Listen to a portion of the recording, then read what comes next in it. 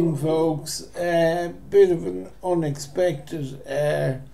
production for you this evening, but the honest answer is, or the honest reason is, should I say, I've been typing a good bit today, and the typing arm, which, as some of you will no doubt know by now, is actually the arm that does everything else as well, because the left one is not functional, shall we say. The other arm is a bit on the tired side, so I'm just giving it a break. And I said I would just do a very quick, and I know I always say they're going to be very quick, but more often than not they don't end up being. But just as I had just finished watching the England-Scotland rugby game there, and certainly it would have to count, I think, as one of the biggest upsets I've seen in rugby in a long time. Scotland winning by 11 points to 6 at Twickenham, which is noteworthy in itself, because I just discovered that the last time England won in Twickenham, or Scotland won in Twickenham rather, I was the sum total of 2 years on planet Earth, that being 1983. So for Scotland to overturn Eddie Jones's team on their own patch at a juncture such as this is not only noteworthy, it's great credit to them, because well, as I have come to learn throughout my near 4 decades on the planet at this stage, there are times when certain teams from certain places think they may in fact be slightly better than they in fact are, but even if that wasn't the case today, I think that it was certainly the best performance I can ever remember from a Scottish rugby team for as long as I've been properly attuned to the goings on within the oval ball code. So it you know, like, it looked to be absolutely lashing rain in Twickenham, the same as it is here in Dunboyne in County Meath in Ireland, if you're overseas and wondering where we're at. It's lashing rain here all day, I know, and it was the same in Twickenham, so it was actually, you would think, a day for keeping the ball in hand and being as proficient and efficient as is possible at the breakdown and that aspect of the game. But in reality, what it broke down to was that once the Van der Merwe, the Scottish South African, went over for a try in the first half after a fantastic move, you know, without making it blatantly obvious, it appeared that the Scots actually reverted to a policy of not so much what we have we hold, but they absolutely definitely put in an immense defensive shift for the majority of the game, something that was accentuated still further by the sin binning of Finn Russell, fly half Finn Russell, coming up towards half time, which in actual fact left England with an extra man for more or less the first 10 minutes of the second half. Now, bad enough that he was sin bin, but he was sin bin for the nearest to an act of lunacy you're ever liable to see on a sports field. But to the Scots' immense credit, they managed to hold out. You know, as I say, when Russell was off the field, you know, when I was a younger, shall we say, I remember some great Scottish teams, like teams with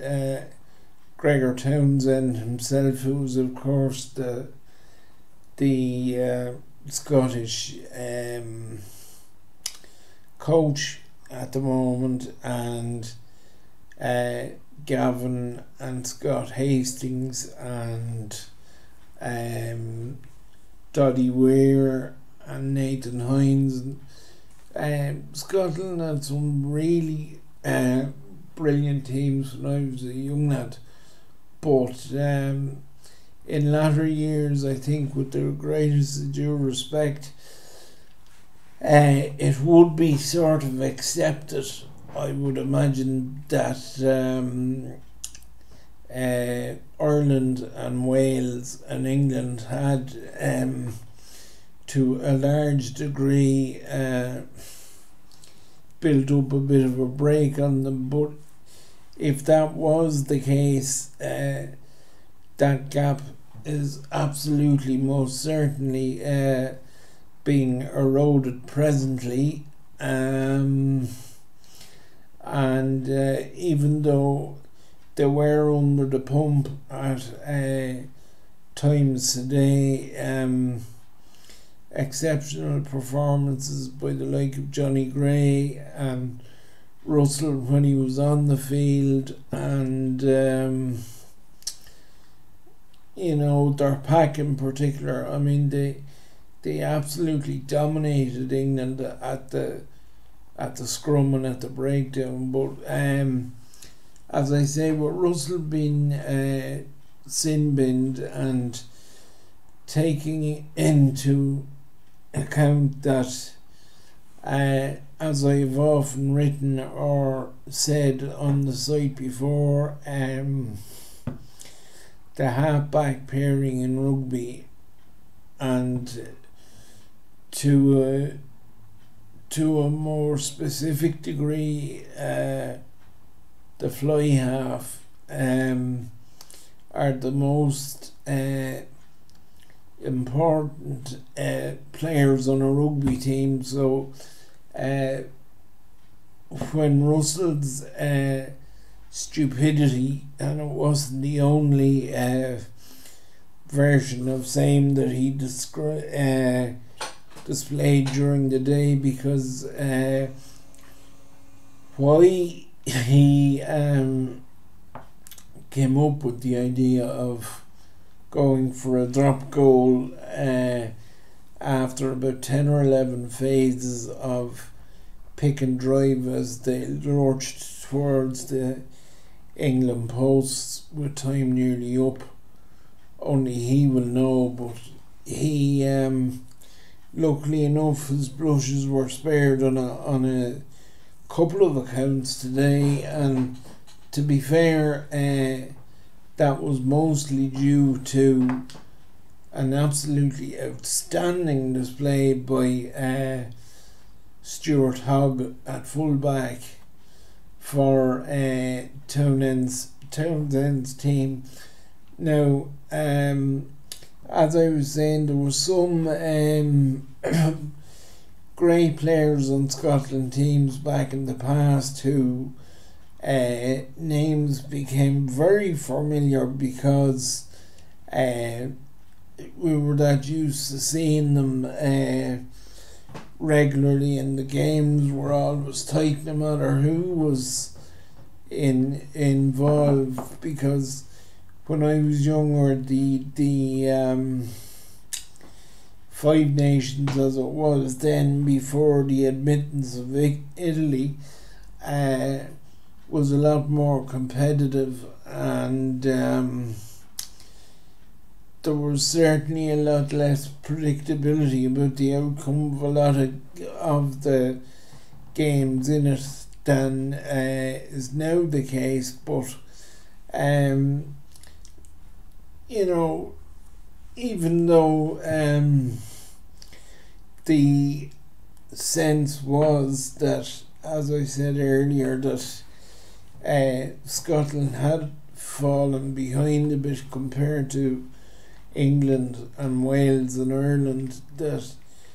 it is a tribute to the class of individual players that even when their team is struggling, you will always hear mention of them, or you know, they will always stand out, and there's always two or three on any team, no matter how good or how bad things might be going for them. And you know,